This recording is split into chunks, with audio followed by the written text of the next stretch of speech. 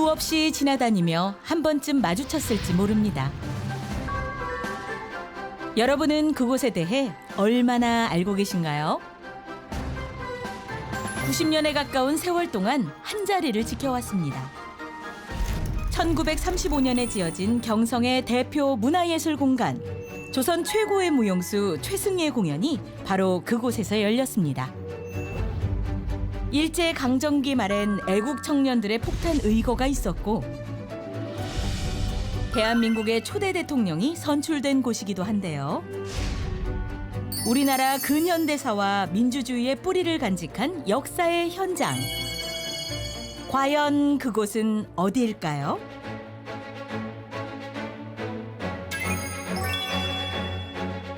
서울특별시의회 청사입니다. 시민들의 목소리에 귀 기울이며 풀뿌리 민주주의를 실현하고 있는 곳이죠. 혼란이 정리될 수 있도록 막을 수 없기 때문이죠. 그렇습니다. 예, 저는 그렇죠? 동의합니다. 예. 문득 궁금해졌습니다. 지금 그곳에선 어떤 일들이 일어나고 있을까? 그래서 이분들의 출근길을 따라가 보기로 했습니다. 횟수로 10년째 되고 있습니다. 1년 한 4개월 정도. 그 안엔 무슨 이야기들이 숨겨져 있을까요? 역사와 미래가 공존하는 그곳으로 함께 출근해 보시죠.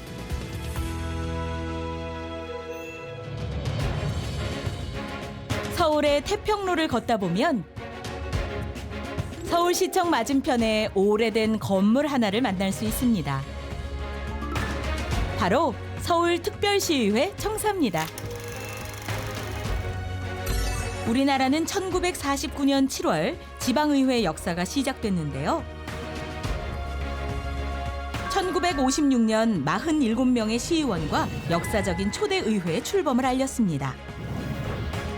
1960년엔 제2대 의회가 개원했지만 다음 해 5.16 군사정변이 일어나면서 지방의회가 강제 해산되는 아픔을 겪었습니다. 하지만 1991년 30년간 공백기를 가졌던 지방자치 시대가 부활하게 됩니다. 이후 서울특별시의회는 제10대 의회까지 거치며 현재 제11대 의회가 운영되고 있습니다. 그런데 흔히 지방자치를 풀뿌리 민주주의라고 하잖아요. 지방자치 뭔지 궁금해요. 만약에 지방자치라고 하는 그 지역의 정치 체제가 없다면 모든 일은 중앙정부가 전국에 모두 획일적으로 일을 처리해야 되겠죠. 하지만 각 지역마다 지역 주민들이 갖고 있는 어떤 수요가 다 다르지 않겠습니까? 지역 수요에 가장 맞춤형으로 해줄 수 있는 가장 효율적이고 민주적인 그런 행정 서비스를 제공해 주는 그런 이점이 굉장히 크다고 할 수가 있겠죠. 그럼 이곳 서울에선 지방자치가 어떻게 이루어지고 있는지 살펴볼까요? 안녕하십니까. 저는 제11대 의회 서울특별시의 의원 김규남입니다. 출근 1년 5개월 차, 김규남 의원이 오늘 맡은 임무가 있다고 합니다. 출동! 오늘은 제가 일하고 있는 서울특별시의 본관을 소개시켜 드리려고 합니다. 본관에는 110명의 서울시 의원님들이 열심히 일하고 있는 공간인데요. 서울시에 본회의장이 있습니다.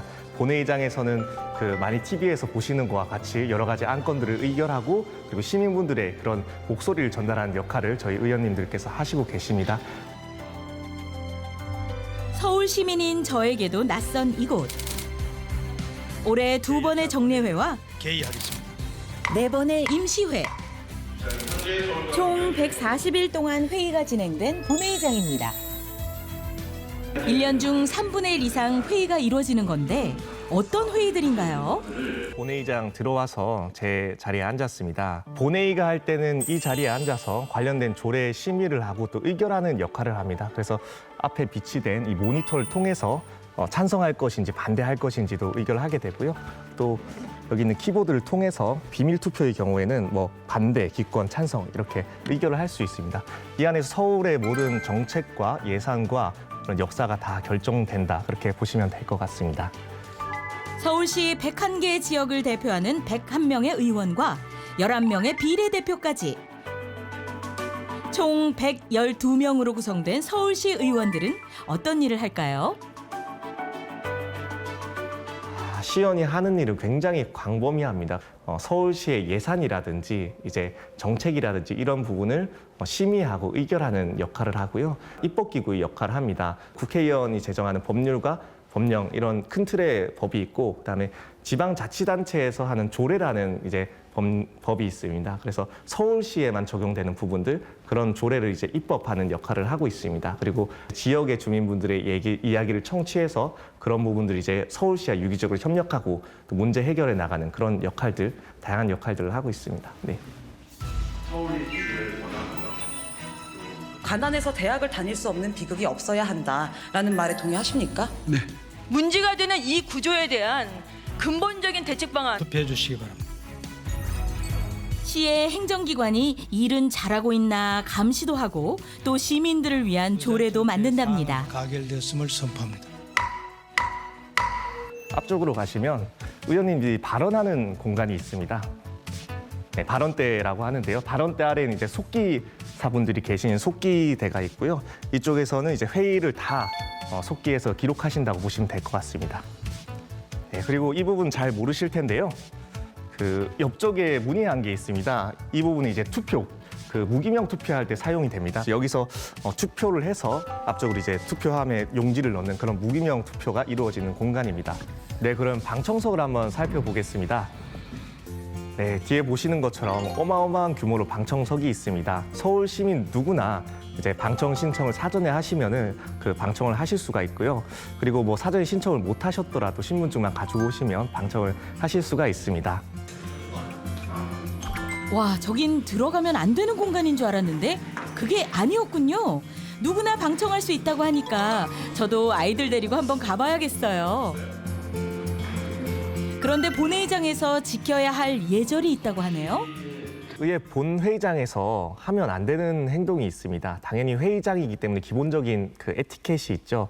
예를 들어서 전화를 받아도 안 될 것이고 본회의장에서 음료수라든지 이런 취식행위도 금지돼 있습니다. 그리고 가장 큰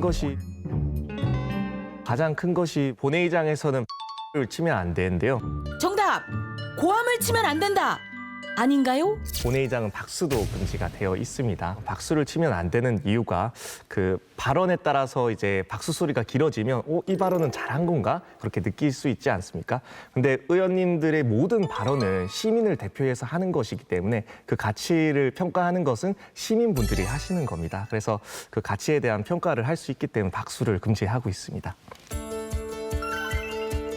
시민의 목소리를 대변하기 위해 시민 가까이에서 일한다는 112명의 시의원.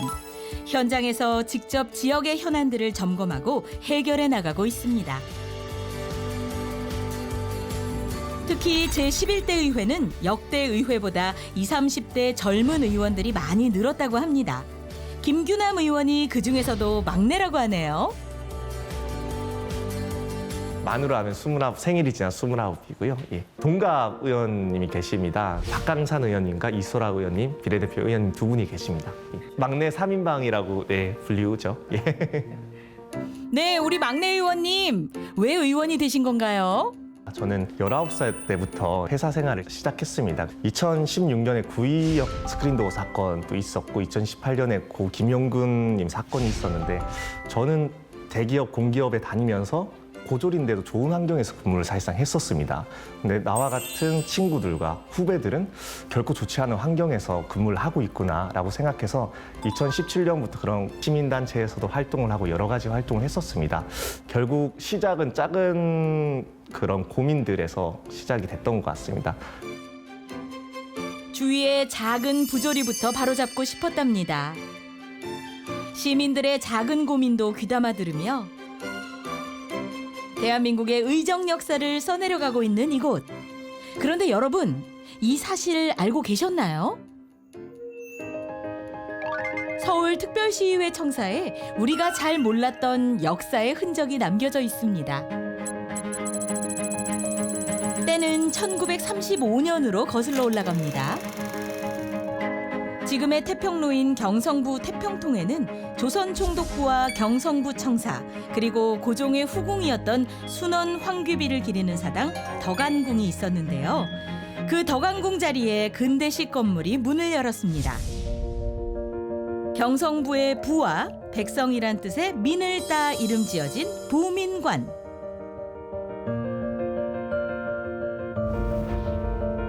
지하 1층부터 지상 3층 규모로 지어진 부민관은 경성 부민을 위한 종합 문화 공간이었습니다.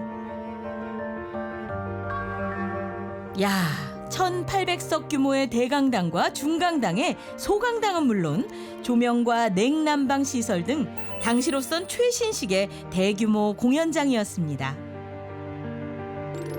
그렇다 보니 무용, 연극, 악극 등 다양한 장르의 공연이 올려졌고 해외에서 더 유명했던 최승희의 공연을 볼 수 있는 곳도 이곳 부민관이었습니다.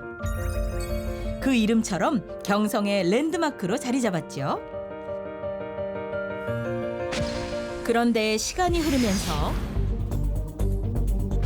부민관은 점차 일제를 찬양하는 동원 예술과 정치 집회 장소로 변질돼 갔습니다. 그리고 1945년 7월 24일 친일파 박춘금이 조직한 대의당의 행사가 부민관에서 열렸습니다. 이른바 아시아 민족 분격 대회. 조선인이 전쟁에 참여하도록 독려하기 위한 행사였죠. 바로 그날 대한애국청년당의 세 청년이 부민관에 폭탄을 터뜨리는 사건이 발생합니다. 부민관 폭파 의거였습니다. 영욕의 시대를 다 지켜낸 건물이죠. 영예와 치욕의 모든 것을 함께 품은 건물입니다. 일제강점기 시대는 부민관으로서 독립투사들이 여기에 폭탄을 투척한 사례도 있습니다. 특히 군정청이 또 사용을 했고 무엇보다도 국회의사당으로서 약 20년간 사용하면서 4.4.5입 개헌이라든지 등등의 삼선 개헌이라든지 이런 역사의 한 현장이고 대한민국의 발전을 위한 여러 가지 다양한 국회 활동이 있었습니다.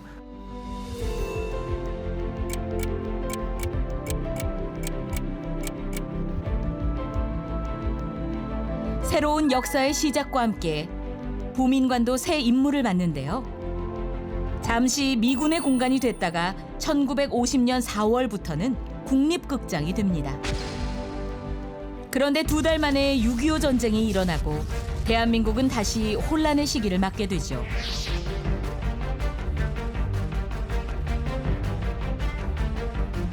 (3년여간의) 길었던 전쟁이 끝난 이후 온 나라가 폐허가 된 상황에서 옛 부민관은 1954년부터 1975년까지 국회의사당으로 사용되는데요.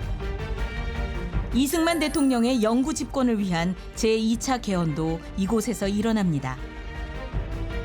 재적의원 203명 중 135명 찬성, 한 표가 부족해 부결됐지만 4.4.5입, 즉 반올림 계산법으로 개헌안이 가결됩니다. 그리고 1960년 4.19 혁명이 일어나는데요. 지금 서울시의회 앞은 독재와 부정선거에 대항한 4.19 혁명의 중심지였습니다. 결국 시위 7일 만에 이승만 정권의 독재가 막을 내렸습니다. 이후 제2공화국이 출범하지만 이듬해인 1961년 5.16 군사정변 이후 국회와 지방의회가 해산되는 일이 발생합니다.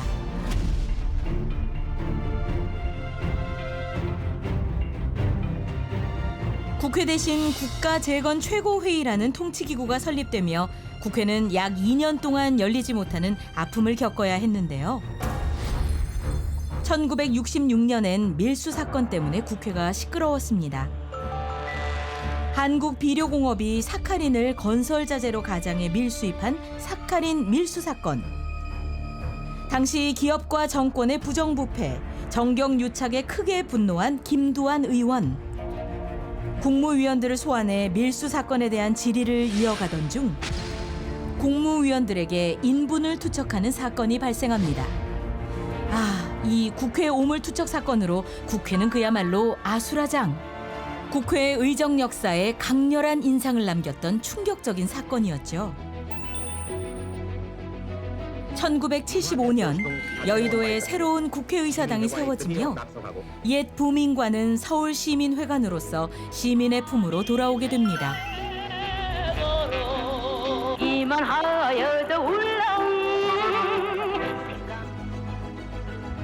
이후 세종문화회관이 지어지며 세종문화회관 별관으로 사용되다가 1991년 지방자치법의 개정으로 30년 만에 지방자치가 부활하고 지금까지 서울특별시의회 청사로 사용되고 있습니다. 얼마 전엔 이곳에 좋은 일도 있었다지요.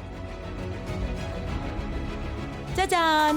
약 48년 전 사라졌던 옛 부민관의 시계탑이 복원된 겁니다. 75년도에 국회가 여의도를 이전하면서 사라졌지 않나 하는 판단을 하고 있습니다. 근데 이 시계탑을 복원한 이유는 뭐예요? 이게 국가문화재인 우리 서울시의회 본관 의사당을 원형 복원하는 것이 참 바람직하겠다 하는 생각이 들었습니다. 따라서 문화재 복원을 전담하는 시민단체와 함께 논의를 해서 마침내 복원하기에 이르렀습니다. 예전 모습 그대로 복원한 시계탑. 지금도 옛 부민관의 역사는 이렇게 흘러가고 있습니다. 애국 청년들의 폭파 의거가 있었고 독재 정권에 대항하던 4.19 혁명의 중심지. 이곳은 과거를 간직한 채 현재를 살며 미래를 그려가고 있습니다. 여기 112명의 의원과 함께 말이죠. 자, 그럼 다시 막내 의원을 좀 따라가 볼까요? 아니, 지하철 타고 어디 가세요? 네, 저는 이제 의회에서 일을 마치고 이제 지역구로 송파로 가고 있습니다. 한 1시간 정도 떨어져 있는데요. 매일마다 거의 뭐 다닌다고 생각하시면 될 것 같습니다. 평소에도 지하철로 출퇴근한다는 김규남 의원. 의회만큼 자주 출근하는 곳이 바로 여기 풍납동이랍니다. 네, 저는 제 지역구인 송파구 풍납동에 나와 있습니다. 오른쪽에 풍납토성이 보이는데요. 풍납동은 1960년대 이제 풍납토성이 사적으로 지정되기 전까지는 사실은 굉장히 활발한 동네였습니다. 근데 지금은 곳곳에 빈 건물도 많고 주민분들도 굉장히 많이 빠져나갔습니다. 그래서 이 부분을 어떻게 해결해야 될지 항상 고민을 하고 있고요. 풍납동은 1997년 백제 유물이 발견되며 인근 지역까지 사적으로 지정됐습니다. 그렇다 보니 20년 넘게 개발이 제한됐죠. 주민들이 하나둘 떠나면서 빈집이 계속 늘고 어려움을 호소하는 상인들도 많아졌다고 합니다. 어머님, 안녕하세요. 여기 한번 봐주세요. 네네. 그래요? 저희- 사랑합니다. 아이고, 아닙니다.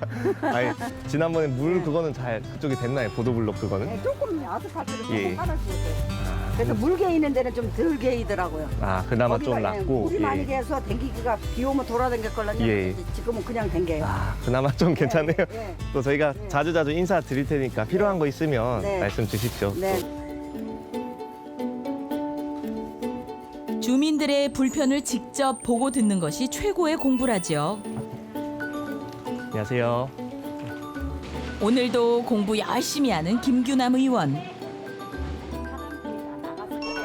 아, 사람 어려움을 겪고 있는 상인들의 이야기를 들어봅니다. 시설이 좀 노후해갖고 시설이요? 좀 아, 전체적으로 뭐 위에도 아케이드 같은 것도 네. 있고 해야 되는데. 그런 쪽으로 좀 해줬으면 싶은 그런 생각이 많습니다. 김경남 의원 아세요? 예, 조금 알죠.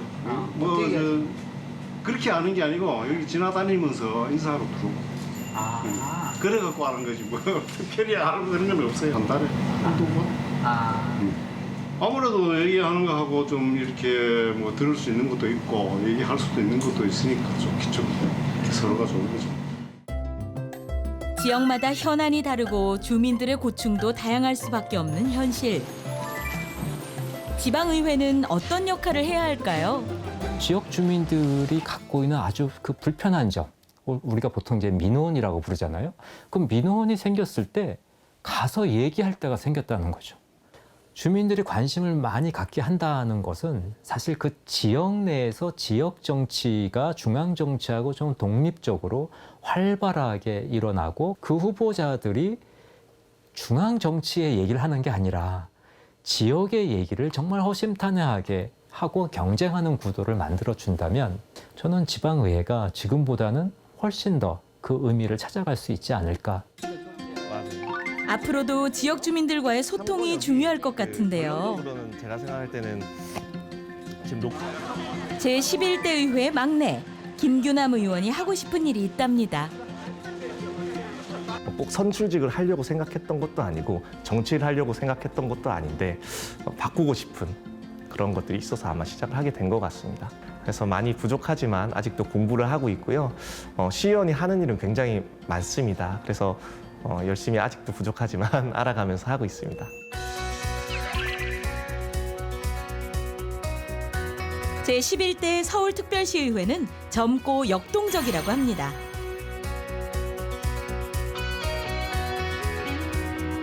다음 출근길 함께 하실 분 저기 보이시나요? 안녕하세요. 이효원 서울시 의원입니다. 제11대 의회 비례대표이자 대변인이라죠. 저는 지금 출근길에 있어요. 네, 여기가 서울시 의회 본관인데 저는 여기로 출근을 하는 게 아니고 서울시 의원회관이 따로 있어서 의원회관으로 출근을 합니다. 같이 가실까요? 사실 시의원 대부분은 본관에서 멀지 않은 의원회관으로 출근합니다.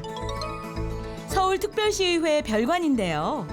세상에, 이 안도 공개해 주시는 건가요? 여기 딱 들어오면 이렇게 저희 의원 현황이 이렇게 있는데요. 각 지역구별로 이렇게 의원님들이 계시고 저는 비례대표 의원이라서 여기 이렇게 112명의 시의원은 지역구가 있는 101명의 의원과 11명의 비례대표로 구성됩니다. 비례대표는 투표가 아닌 각 정당의 득표수에 비례해 선출된 의원. 저는 지금 제 사무실로 가고 있습니다. 여기가 제 사무실이고요. 820호. 그리고 수세미가 걸려있는 의원실이 제 의원실입니다. 저희 지원관님이 직접 만들어주셨어요. 야, 이 열쇠 출장 가면 숙소에서 보던 그 열쇠 아닌가요? 출근 완료. 여기가 제 책상이에요. 제가 가장 많은 시간을 보내는 제 책상입니다. 이효원 의원의 재산 목록 1호가 바로 이 노트라네요. 그 안에 뭐가 써 있길래 그러세요? 노트를 이렇게 많이 작성을 하고 있는데요. 저희가 소관 기관이 또 13군데가 되거든요. 그러다 보니까 각 기관마다 어떤 질의들을 했는지 또 어떤 부분들이 문제가 있고 이걸 언제 어떻게 팔로우업을 해야 될지 잘 저도 까먹을 때가 있어서 작성을 하고 있거든요. 그래서 이게 저의 비법 노트이고 사실 걸리면 안 되는데 제가 어떤 질의를 할지 여기에 이제 다 들어가거든요. 의정 활동도 꼼꼼할 것 같죠? 그런데 이효원 의원 어떻게 시의원이 될 결심을 하셨나요? 제가 20대 초반에 이제 데이트 폭력의 이제 피해자가 됐었던 적이 있어요. 근데 그래서 그때 경찰서에 가서 저 사람이 나를 죽이려고 한다. 나는 도와달라라고 했는데 그때 뭐 이런 둘이서 그냥 사랑 싸움 이 정도로만 이렇게 인식이 되던 시절이었어요. 경찰분이 나가시라고 두 분이서 해결하시라고 이래가지고 그때 이제 들었던 생각이 사람들의 인식이 정말 중요하구나. 그러니까 그때 저에게 되게 많이 위로가 됐던 말 중에 하나는 그러니까 너는 피해자가 아니라 생존자다. 죄송해요.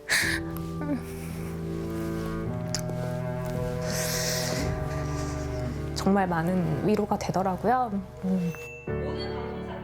네, 사회의 편견과 인식을 바꾸고 싶었답니다. 스스로 시민의 대변자가 돼 변화가 필요한 곳에서 목소리를 높이고 있다네요. 그리고 사실 이렇게 좀 이것저것 좀 꾸며놓기는 했는데요. 제가 사실 행정사무감사 때는 거의 의원실에서 살다시피 해가지고 좀 스트레스를 어떻게 시간을 많이 허비하지 않으면서 해소할 수 있을까 해서 이제 작년에 이렇게 60색 형광펜을 써가면서 바꿔가면서 이제 막 스트레스를 이렇게 좀 풀면서 이렇게 했었고요. 그리고 올해 같은 경우에는 제가 여행 가서 좀 모아온 이 장난감들을 스트레스 받을 때마다 오늘은 모빌 하나 만들어야 돼 이러면서 모빌 하나 꺼내가지고 하나씩 만들고 네 이렇게 하고 있고요. 집에도 잘 못 들어간다는 행정사무감사. 그것이 알고 싶다. 날짜도 정확히 기억 못하고 오십니까? 예, 자료를 보면서 좀 하겠습니다. 중복되는지 중복되고 있다면 이건 예산 낭비잖아요. 그럼 이제 어떻게 한 부서가 책임질 수 있겠습니까? 행정사무감사를 할 때에는 아무래도 이제 1년치 예산을 집행부에서 정말 잘 쓰고 있는지 낭비하고 있는 것은 없는지 좀 저희가 감사를 해야 되는 의무가 있기 때문에 그런 자료 보고 이런 공부하는 데 시간이 좀 많이 소비가 되다 보니까 집에 좀 못 들어가고 이럴 때도 가끔 있기는 합니다. 스트레스는 가라. 그래서 아기자기한 소품들로 스트레스를 다스리고 있답니다. 제가 예전에 의원 되기 전에는 정말 취미 부자였거든요. 음악 활동도 되게 좋아해서 악기도 많이 다루고 스포츠 활동하러도 많이 다녔었는데 뭐 서핑, 스쿠버 다이빙, 스노우보드, 뭐 크로스핏을 제가 한 7년 했었거든요. 네, 크로스핏 이런 좀 활동적인 부분들, 수상스키 이런 것도 좀 타고 요즘에는 네, 일정이 너무 많다 보니까 그런 건 못 하고 있어요. 행정사무감사 기간에는 시 집행기관의 잘못된 부분을 잡아내고 시정을 요구해야 합니다. 그러니 밤이 늦도록 자료를 보고 또 볼 수밖에 없죠. 마찬가지로 아까 존경하는 우리 이중대 의원과 의원도 말씀하셨는데 모든 의원이 모이는 본회의가 없을 땐 11개의 상임위원회에서 각 분야별로 소관기관의 행정과 안건들을 심사하는데요. 회의에 회의를 거듭하는 기간. 하시고 계신가요? 이런 오류가 수정되지 않고 모두 더 나은 시민의 삶을 위해서입니다. 시민을 대신해 시정을 감시하려면 어마어마한 양의 자료 검토는 필수. 이거를 다 보냐고 물어보시는 분들도 계세요. 근데 다른 의원님들도 계시다 보니까 관심 있는 사업들을 정하고 그 안에서 좀 더 꼼꼼하게 이 예산들이 잘 반영이 되어 있는지 이런 부분들을 보고 있으시고요. 예산안 보다가 사실 어떨 때는 시간을 보니까 11시, 시간을 보니까 3시, 시간을 보니까 5시 막 이렇게 될 때가 있더라고요. 그래서 그렇게 할 때는 가끔 여기 이제 뒤에 있는 제 라꾸라꾸를 여기다 이렇게 펼쳐놓고 저 구석에 제 베개가 숨겨져 있는데 네, 그리고 저 안에는 침낭도 있어요. 침낭 덮고 그렇게 열심히 의정활동을 하고 있습니다. 네. 하루 일정이 참 빼곡합니다. 백지장도 맞들면 낫다고 혼자서 안 될 땐 정책 지원관의 도움도 받는다네요. 평일 오시는 게 조금 더 좋으실 알겠습니다. 감사합니다. 일적으로 말고 사적으로는 어떤? 사적으로도 챙겨주시죠. 근데 저희 진짜 사실 자주 우리 그 식사하거나 이럴 시간이 별로 없어서 이렇게 둘이서 밖으로 나가서 식사하는 일 이런 분들은 좀 적어요. 식사 시간을 좀 더 자주 갖겠습니다. 이번엔 특별한 소통을 준비해보는 이호원 의원. 안녕하세요. 반갑습니다. 제가 처음으로 이렇게 인스타 라이브를 한번 켜봤는데 생각보다 많은 분들이 들어와 주시네요.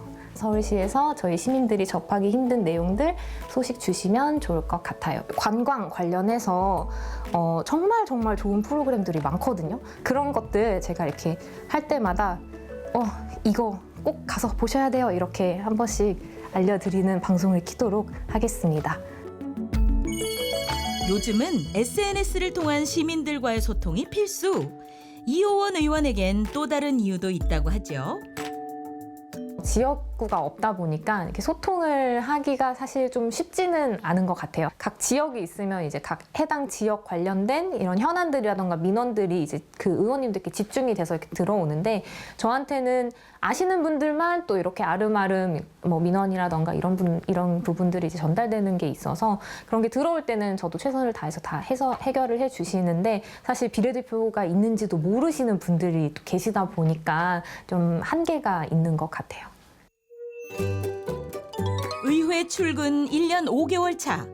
한계가 느껴질 땐 선배를 찾아가야죠. 네, 제가 오늘 만나볼 분은요. 바로 이분입니다. 만나보시죠. 안녕하세요. 어서 오세요. 안녕하세요. 어서 오세요. 어서 오세요. 저희 문화체육관광위원회 이종 나오나요? 이종환 위원장님이십니다. 반갑습니다. 앉으시죠. 네, 위원장님. 예, 위원장님, 제가 지금 이렇게 의회 소개를 하고 있는데요. 저희 시청자분들께 혹시 저희 문화체육관광위원회에 대해서 좀 설명 좀 해주시겠어요? 예, 우리 서울시 문화체육관광위원회는 사실상 시민들의 건강과 행복을 책임지고 있죠.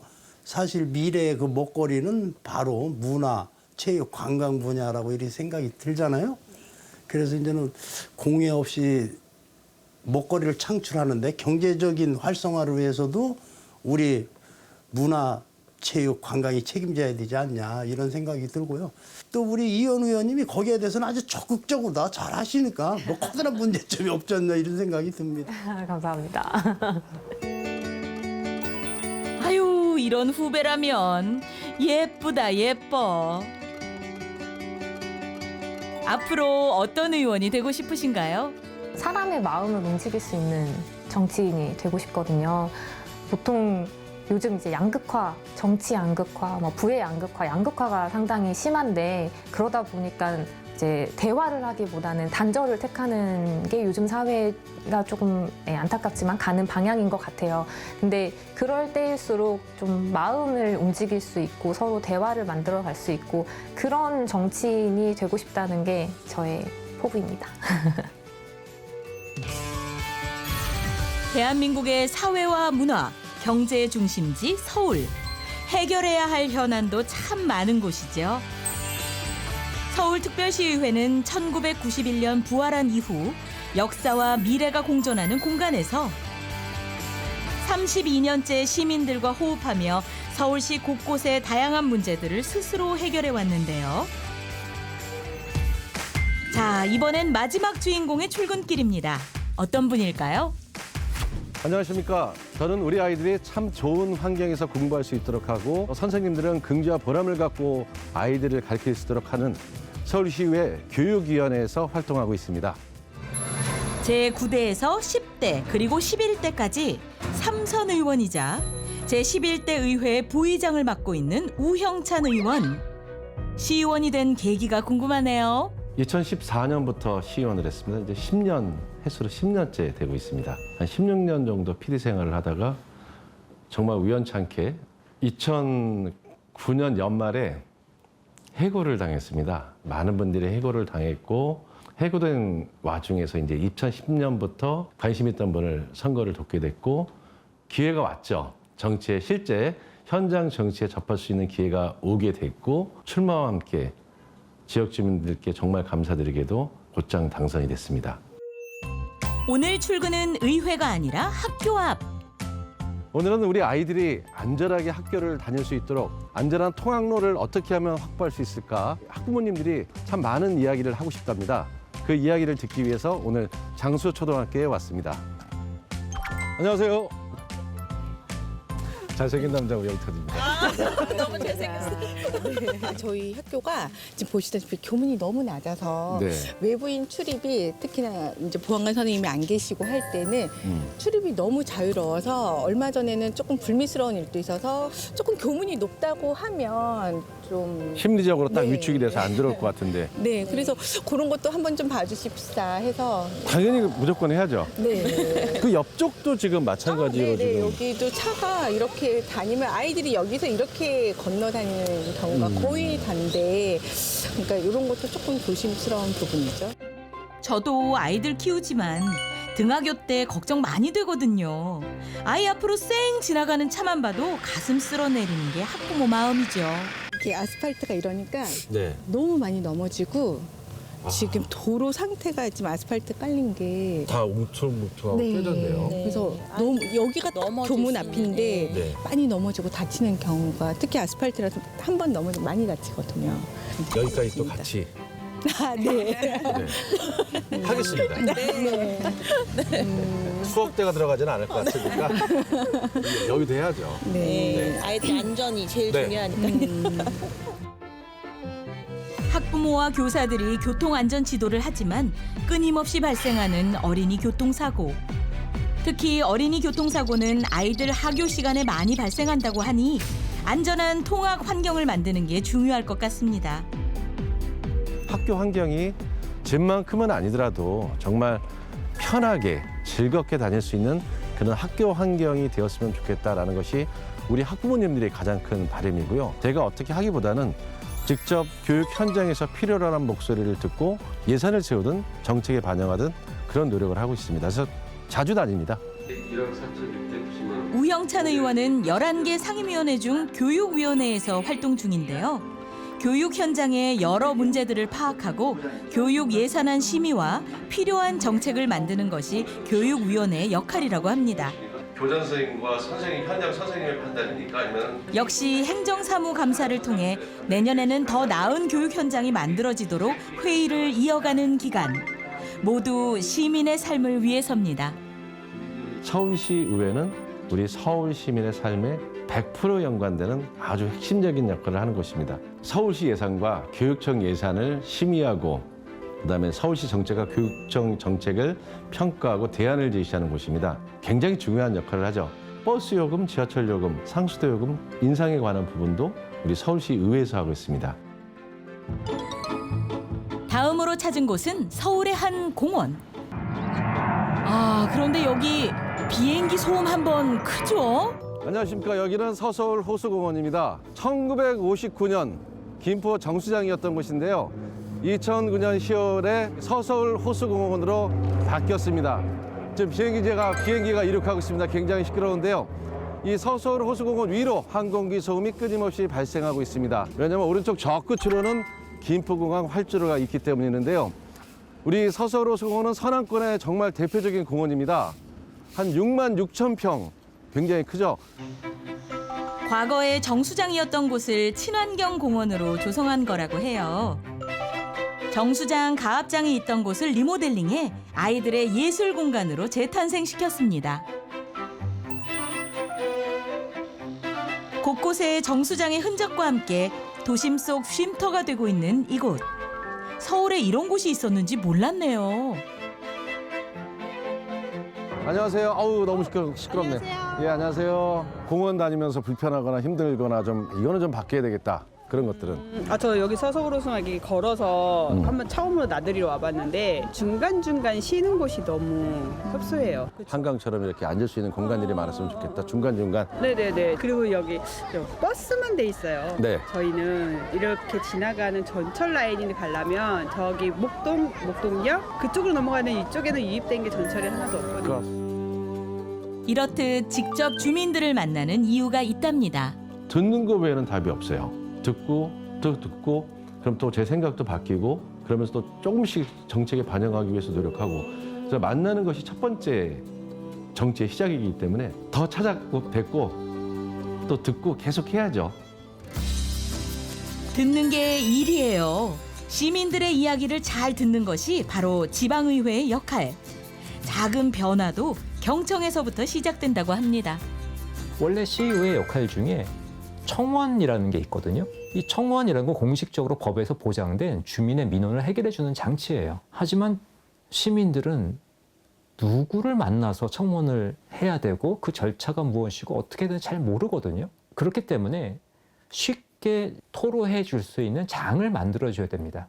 우리 모바일로 그런 것들이 얼마든지 접근 가능하게 하고 또 그 창구가 열려 있게 만들고 시의회의 의원들이 직접 주민들의 의사를 듣고서 그것을 실제 기준이 되는 조례까지 만들어준다 하는 과정을 투명하게 다 그 프로세스까지 다 보여준다면 시민들한테 훨씬 더 인기 있는 그런 기관이 되지 않을까 그런 생각이 듭니다.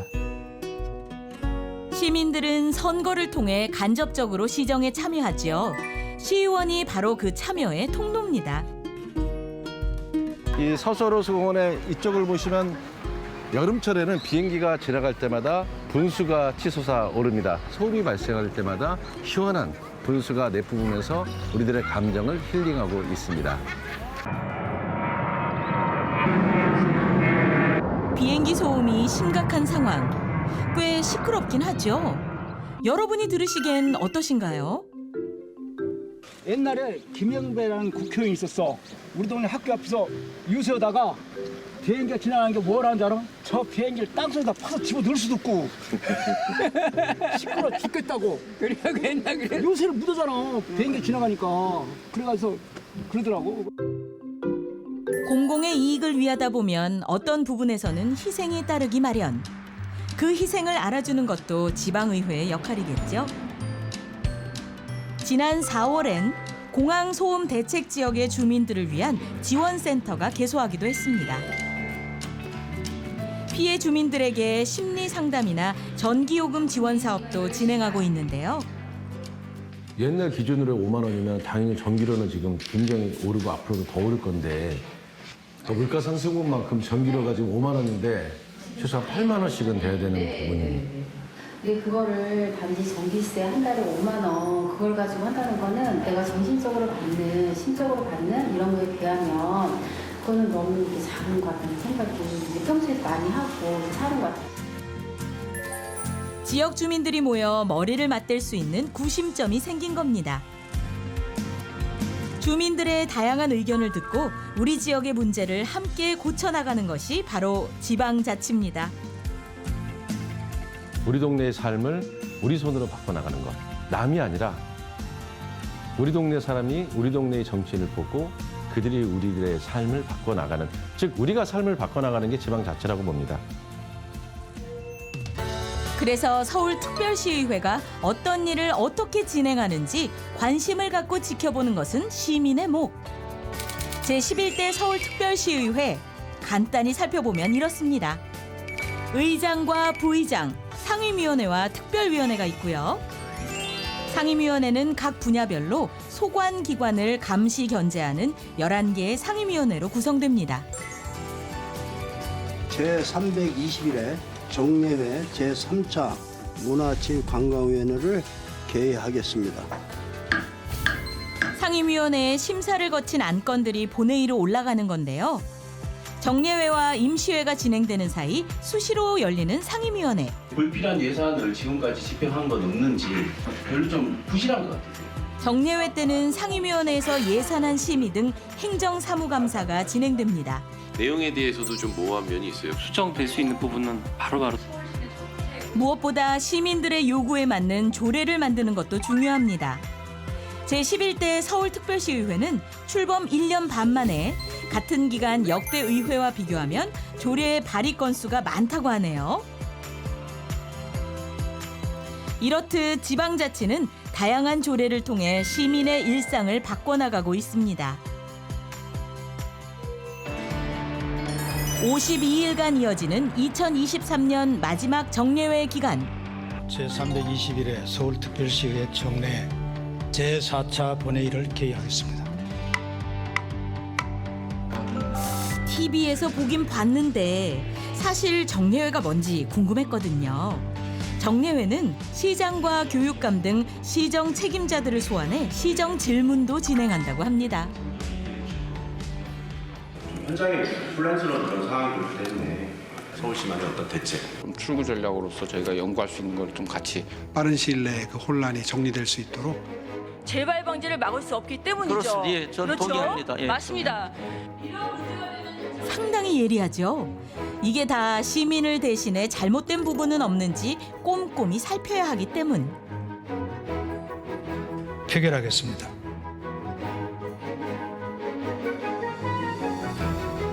투표 결과를 말씀드리겠습니다. 재석 의원 70명 중 찬성 61명, 반대 0명, 기권 9명으로 의사일정 제1항은 가결됐음을 선포합니다.